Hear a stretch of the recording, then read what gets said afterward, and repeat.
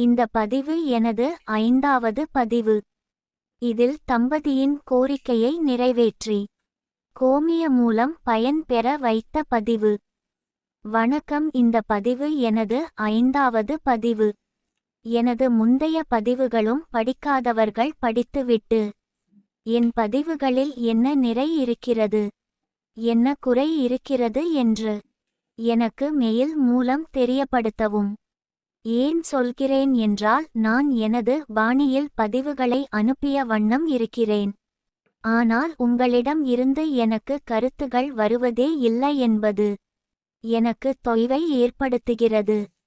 அதேபோல சிலர் இதெல்லாம் உண்மையா என்று கேட்கிறீர்கள். பொய் சொல்லி எனக்கு ஒன்றும் ஆகா போறதில்லை. நான் யாரையும் என் வாழ்வில் ஏமாற்றியது இல்லை வாசக பெருமக்களே. சரி, இந்த பதிவை தொடங்கும் முன் என்னை பற்றியும் எல்லா கதைகளிலும் தொகுப்புரை வழங்கி இருக்கிறேன். இருந்தாலும் சொல்ல வேண்டியது எனது கடமை. எனது பெயர் கண்ணன். ஒரு ஜோதிடத்தராக எனது வாழ்வை தொடர்கிறேன். பில்லி சூனியம் வசியம் மாந்திரீகம் ஹோமம் செய்வினை என்று இந்த உலகில் மறைந்து இருக்கும் மாய கலைகளை கற்றவன் நான்.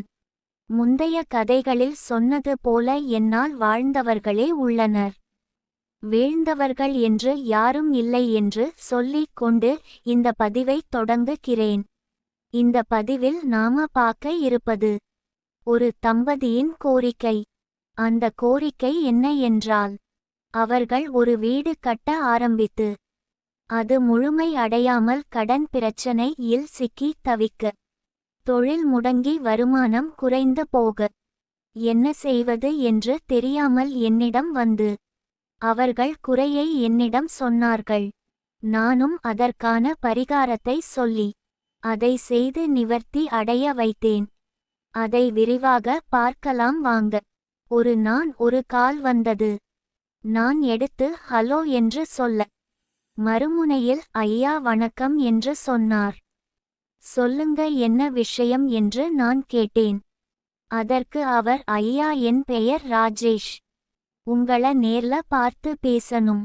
உங்க நேரம் வேண்டும் என்று கேட்டார். அதற்கு என்ன, என்னை முன்னரே தெரியுமா என்று கேட்டேன். தெரியும் ஐயா, ஒரு நண்பர் மூலம் உங்க கான்டாக்ட் ஐ தெரிந்து கொண்டேன் என்று சொன்னார். சரி, நாளை காலை வீட்டிற்கு வந்து விடுங்கள் என்று சொல்லி விலாச விரவாரத்தி அவரிடம் கூறினேன்.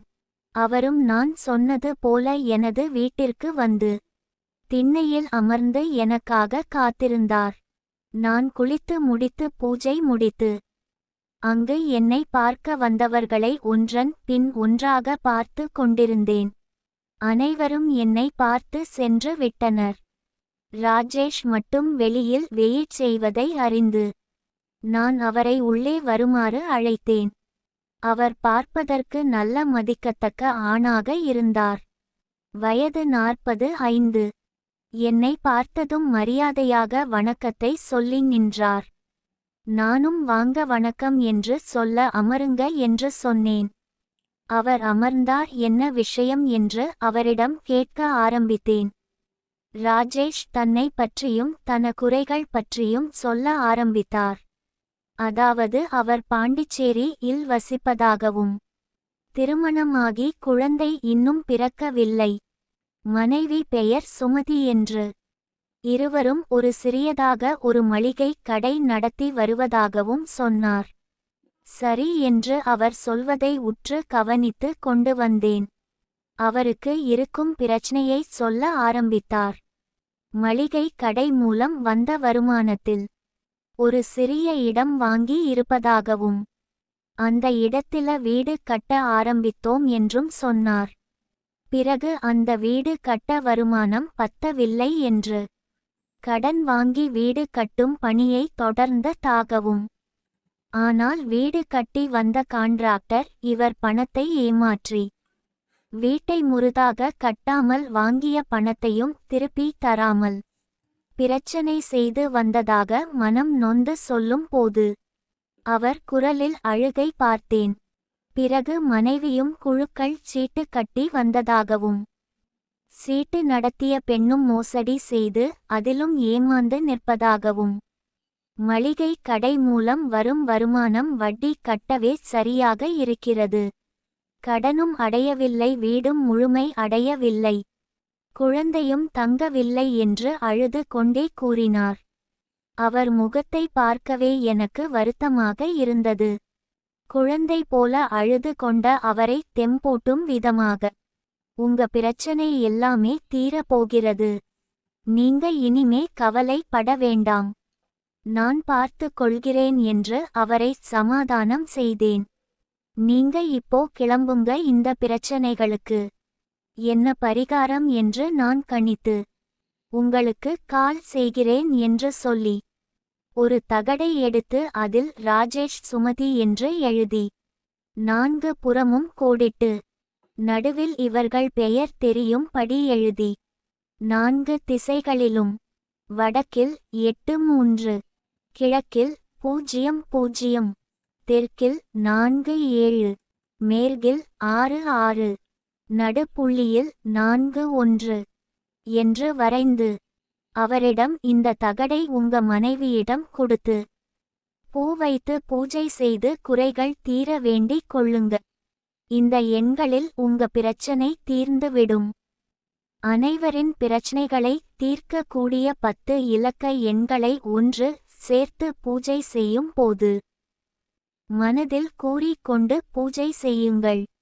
விரைவில் தீர்வுடன் நான் உங்களுக்கு கால் செய்கிறேன் என்று அவரிடம் அவரை பற்றியும் அவர் மனைவி விவரங்களையும் வாங்கி அவரை வழி அனுப்பி வைத்தேன். அவர் மனைவி பெயர் சுமதி, வயது 38, அழகான சராசரி இல்லத்தரசி.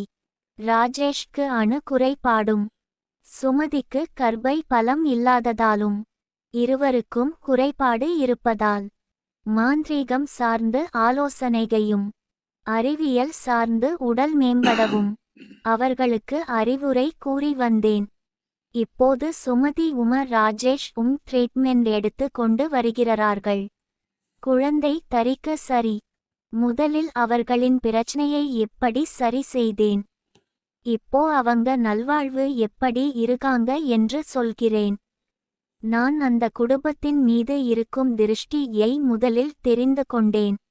ராஜேஷ் இந்த மளிகை கடை வியாபாரம் நன்றாக இருந்த நேரத்தில் அவர் மீதும் அவர் மனைவி மீதும் கெட்ட பார்வைகள் பட அது வலுவடைந்து அவர்களின் கெட்ட நேரம் தொடங்கி இருக்கிறது.